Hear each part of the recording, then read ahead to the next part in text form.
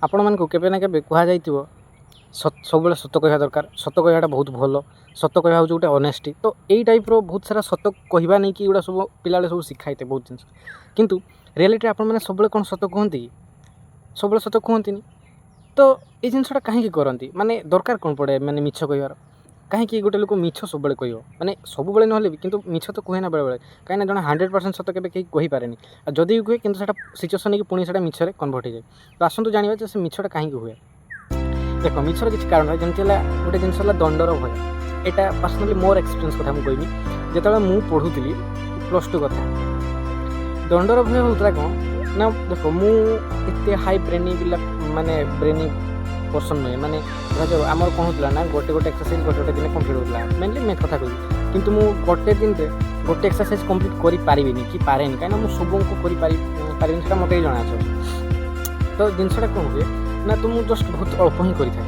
ତାପରେ ଗୋଟେ ଜିନିଷ ହେଲା କ'ଣ ନା, ଅଧା କିଛି କରିନଥାଏ କାହିଁକିନା ନା ମୋତେ ଅଲଗା ବିଷୟ କିଛି କରତେ ପଡ଼େ। ଧରାଯାଉ ଗୋଟେ ଏକ୍ସରସାଇଜ୍ କରିକି ନେବ, ଟାଇମ୍ ମୋତେ ବହୁତ ଲାଗେ ନା, କାହିଁକିନା ମୋତେ ଦେଖ ଏତେ ସାର୍ପ ବ୍ରେନ୍ ନାହିଁ ଯେ ମୁଁ ସବୁ ଅଙ୍କ ସାଙ୍ଗେ ସାଙ୍ଗେ ସଲ୍ଭ କରିପାରିବି। ତ ମୋତେ କିଛି ଅଙ୍କ କରତେ ପଡ଼ିବ, ତ ଆଉ ଅଲଗା ପାଠ ବି କରତେ ପଡ଼ିବ।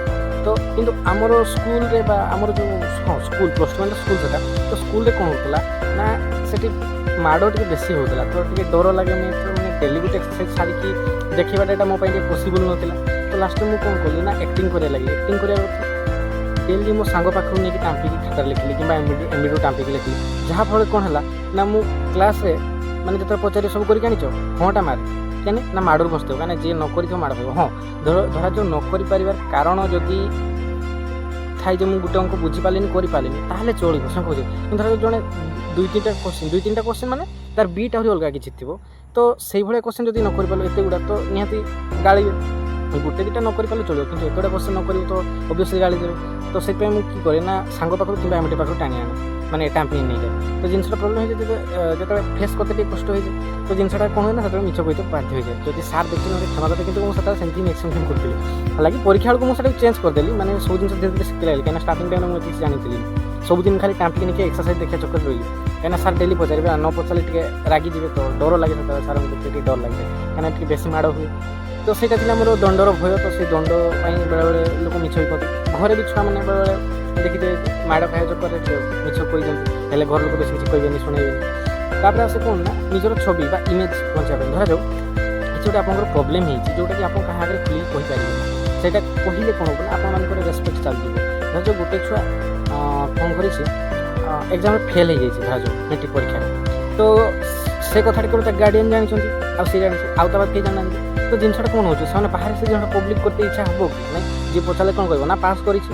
ତ ଏଇ ଯେଉଁ ଜିନିଷଟା କାହିଁ କୁହାଗଲା ନା, ଯଦି ସେମାନେ ମିଛଟା କହିଦିଅନ୍ତେ ତାଙ୍କର ରେସ୍ପେକ୍ଟ ଚାଲିଯାଆନ୍ତା। ତ ଏଇଟା ହେଉଛୁ ଯେ ନିଜର ଛବି ବଞ୍ଚାଇବା ପାଇଁ। ଆଉ ବାକି ରହିଲା କିଛି କିଛି ଜାଗାରେ ଝଗଡ଼ା ଏଡ଼ିବା ପାଇଁ। ଧରାଯାଉ ଯେମିତି ଲୋକ ଥାନ୍ତି, ବେଳେବେଳେ କ'ଣ ହୁଏ, ଧରାଯାଉ ମୁଁ ଗୋଟେ ଭୁଲ କଲି, ବାପା ମୋତେ ଗାଳି ଦେବା କଥା, କିନ୍ତୁ ସେ ଯଦି ମାଆ କହିବେ ନା ମୁଁ ତାକୁ କରତେ କହିଥିଲି, ବରଂ ସେଇଟା ମାଆ କହିନଥାନ୍ତି, କିନ୍ତୁ ଧରାଯାଉ ମାଆ ସେଇଟା କହିଲେ ଯେ ନା ମୁଁ ତାକୁ କହିଥିଲି କଥା, ତ ବାପା କହିବେ ହଉ ଠିକ୍ ଅଛି କରତେ କହିଥିଲେ, ଆଉ କିଛି କହିବି ସେଠି କହିବେନି। କାରଣ ଏଇଟା ହେଉଛି ମାନେ ବଞ୍ଚେଇ ଦିଆଗଲା, ଏଟାକୁ ଝଗଡ଼ାକୁ ଝଗଡ଼ା ତ ନୁହେଁ, ଆଟଲିଷ୍ଟ ମୋତେ ଗାଳି ଖାଇବାରୁ ବଞ୍ଚେଇ ଦେଲା। ତ ଅଲଗା ଜାଗାରେ ବେଳେବେଳେ ଝଗଡ଼ାକୁ ବଞ୍ଚେଇ ଦିଆଯାଏ। ଯେଉଁ ସାଙ୍ଗ କୌଣସି କାରଣ ଝଗଡ଼ା ହେବ, ତ ବେଳେବେଳେ ଗୋଟେ ସାଙ୍ଗ ଭାବ କ'ଣ ଏଇ କାମଟା କରିଛି କି ଏଇ କ୍ରାଇମ୍ଟା ସିଏ କରିଛି, କିନ୍ତୁ ସେଇ ଜାଗାରେ କହିବ ନା ନା ମୁଁ ଜାଣିନଥିଲି, ତ ମୁଁ ତାକୁ ଏଇଟା କଥା କହିଲି। ତ ଯାହାଫଳରେ କ'ଣ ହେବ ଯେ ଗାଳି ଦେବା ଲୋକ ସିଏ ଜାଣିବ ନା ଭୁଲ ବଶତଃ ହେଇଛି। ତ କିଛି କିଛି ଜାଗାରେ କ'ଣ ହୁଏ ନା, এই ঝগড়াটাକୁ ଏଡ଼େଇବା ପାଇଁ ବି ମିଛ କୁହାଯାଏ। ଆଉ ବେଳେବେଳେ କ'ଣ ହୁଏ ନା, ଯେତେବେଳେ ଏକ୍ସେସ୍ ଜଣେ ମିଛ କହିଚାଲେ, ଧରାଯାଉ ମୋର ଆଜି ଦରକାର ପଡ଼ିଲା ଗୋଟେ କୌଣସି କାରଣ ମିଛ କହିଲି, ତାପରେ ଏଇ ସିଚୁଏସନ୍ଟା ରେଗୁଲାର ହେବ, ଯଦି ମୋର ମିଛ କହିବାଟା ବି ଅଭ୍ୟାସ ହେଇଯିବ, କି ଯେତିକି ମୁଁ ଉପରୁ ଡେସ୍କ୍ରାଇବ୍ କରି ଗଲି ସବୁଗୁଡ଼ା ଯଦି ମ୍ୟାକ୍ସିମମ୍ ଟାଇମ୍ ହେଇତେ ଲାଗିବ, ମ୍ୟାକ୍ସିମମ୍ ଟାଇମ୍ ମୁଁ ମିଛ ହିଁ କହିବି। ଆଉ ସବୁବେଳେ ମିଛ କହିଲେ ଜଣଙ୍କର ହେବିଟ୍ ଗୋଟେ ମିଛ ହେଇଯିବ, ସେ ଯାହା କହିବ ଅବଭିୟସ୍ଲି ସେ ମିଛ ହିଁ କହିବ। ତ ଏଇଟା ବି ଗୋଟେ ମିଛ କହିବା ରିଜନ୍ ହେଇଛି। ଆଉ ବେଳେବେଳେ କ'ଣ ହୁଏ, ଧରାଯାଉ ମୋତେ ଘରୁ ବାହାରକୁ ଯିବାର ଅଛି, ଧରାଯାଉ ମୋତେ ପିକନିକ୍ ଯିବାର ଅଛି, କିନ୍ତୁ ମୋ ଗାର୍ଡ଼ିଆନ୍ ଟିକେ ଷ୍ଟ୍ରିକ୍ଟ, ତ ମୋତେ ତ ପୁଣି ବାହାରକୁ ଯାଇତେ ହେବ ନା ନାହିଁ। ଦେଖ ଏଇଟା ମୁଁ ଯେ ଏକ୍ଜାମ୍ପଲ୍ ଦେଉଛି, ମୁଁ କହିବାର ଏଗୁଡ଼ା ମାନେ ନୁହେଁ ଯେ ମୁଁ ଘର ଗାର୍ଡ଼ିଆନ୍ ମୁଁ ଯେମିତି କହୁଛି ସେମିତି ନା, ଏଇଟା ମୁଁ ଜଷ୍ଟ ଗୋଟେ ଏକ୍ଜାମ୍ପଲ୍ ଦେଉଛି। ଧରାଯାଉ ଗୋଟେ ଛୁଆ ସେ ଯିବ ଗୋଟେ ଜାଗାକୁ, କିନ୍ତୁ ତା ଘର ବାହାରକୁ ପଢ଼ିତେ ଯିବ, ତା ଘର ଲୋକ ତାକୁ ପରମିସନ୍ ଦେବେନି, ଘରର ଗୋଟେ ବୋଲି ଛୁଆ, ତ ସିଏ କରିବ, ତାକୁ ମିଛ କହିତେ ପଡ଼ିବ, ଯାହାହେଲେ କିଛି ଗୋଟେ ବନେଇତେ ପଡ଼ିବ। ତ ଏଇସବୁ ହେଉଛି ଗୋଟେ କଥା ଯେ ବେଳେବେଳେ ପରମିଟ୍ ପାଇବା ପାଇଁ ବି ମିଛ କହିତେ ପଡ଼େ।